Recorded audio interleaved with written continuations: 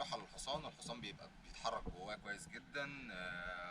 الدنيا بتبقى واسعه، بالذات لو انت ما بتركبش الحصان كل شويه، ف يعني ما بيكئبش الحصان. اوكي، وانا ما بحبش موضوع ان انت ما تركبش الحصان كل شويه. ده اولا ليه في صحه كتيره، ليه صحه كتيره لعضلاته، بالذات لو حصان لسه 3 4 سنين يعني لسه بينمو. فده يبقى كويس جدا لو انت بتركبه يوم يوم لا، يومين لا، او يوم فخلي بالك من موضوع الركوب. نرجع لموضوع البوكس تاني.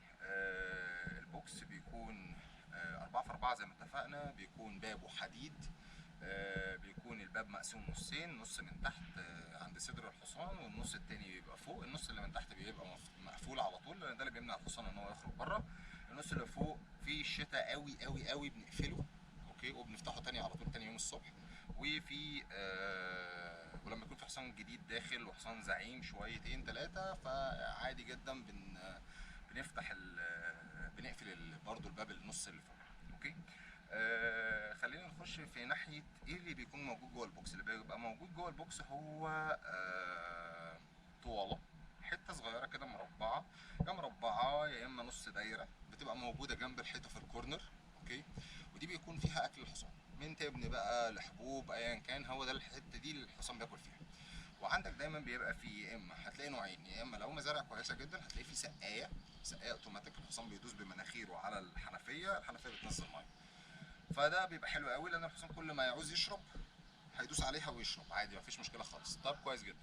عندك بقى حوار تاني، وهو الحوار القديم اللي كلنا على طول معاصرينه وشغالين معاه، هو الحوار المانيوال. ان انت بيبقى عندك البستله بتاعت البويه دي او جردل كبير، بيبقى محطوط فيه ميه، والسايس بيغيرها مرتين في اليوم، 3 مرات في اليوم، على حسب قدره شرب الحصان.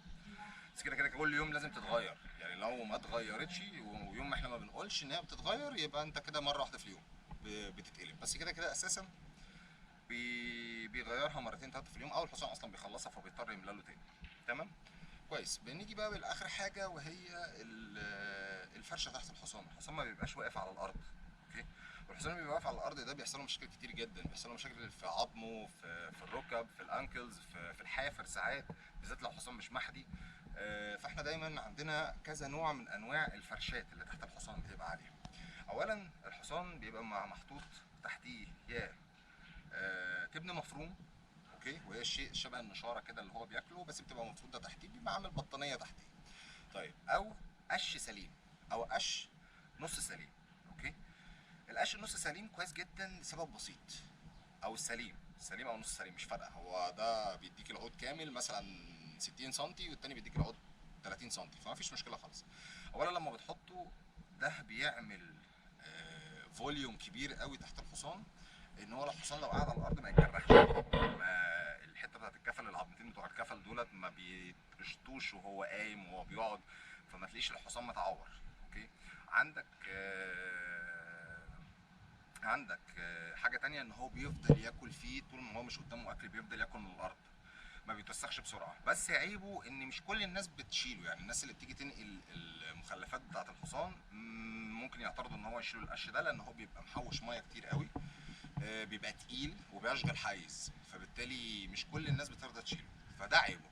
الناحيه التانية هو التبن ده بيبقى تمام، مفيش مشكله خالص تحطه، بيبقى شبه نشاره الخشب كده، بتحطه تحتيه بتعمل بطانيه، مفيش مشكله خالص. هو بس somehow بيسخن البوكس شويه، بالذات في الصيف. اوكي. يعني القش في الصيف ما بيسخنش البوكس، التبن في الصيف ساعات بيسخن البوكس شويه، فطبعا انت بتشوف درجه حراره البوكس كويسه ولا مش كويسه، فبناء عليه بتختار هو تبن ولا قش.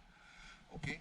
التبن يعني على حسب الخيل اللي انا شفتها على طول، مش كل الخيل بتاكل من التبن اللي في الارض، لكن كل الخيل بتاكل من القش عادي جدا، بيفضل ياكل ياكل ياكل، هو ملوش فايده اساسا القش، ولكن هو عامل زي العيش، يعني اعشاب مالئه، بياكل بس عشان يكرش بس بيه، مش اكتر من كده، لكن هو فايدته ايه جوه ولا اي حاجه خالص، ولا ليه فايده ولا ليه ضرر، مفيش اي مشكله خالص. كل القصه انت بتحط ليه فرشه تحت الحصان سواء دي او دي، هو علشان الحصان لو عايز يقعد في الارض يقدر يقعد، بيجي يقوم ما يجرحش نفسه، ما يبهدلش جلده، ما يوقعش شعره، وفي نفس الوقت بيكون انت لما بتخش له مثلا في شويه ميه في الارض، حمام بتاع مش عارف ايه، ده بيمتصه، والسايس بيجي تاني يوم الصبح يشيل الشويه اللي بايظين ويسيب الباقي. فده بيبقى احسن بكتير من ان انت تسيب البوكس فاضي، وما ينفعش تسيب البوكس فاضي باي سبب لاي سبب من الاسباب. بالنسبه للصيف فيستحسن طبعا طبعا طبعا طبعا يكون في مروحه جوه البوكس. اوكي. في بعض البوكسات بيكون المكان كله مكيف اصلا، في سيلد اي سي، اوكي، بيبقى محطوط سنترال اي سي.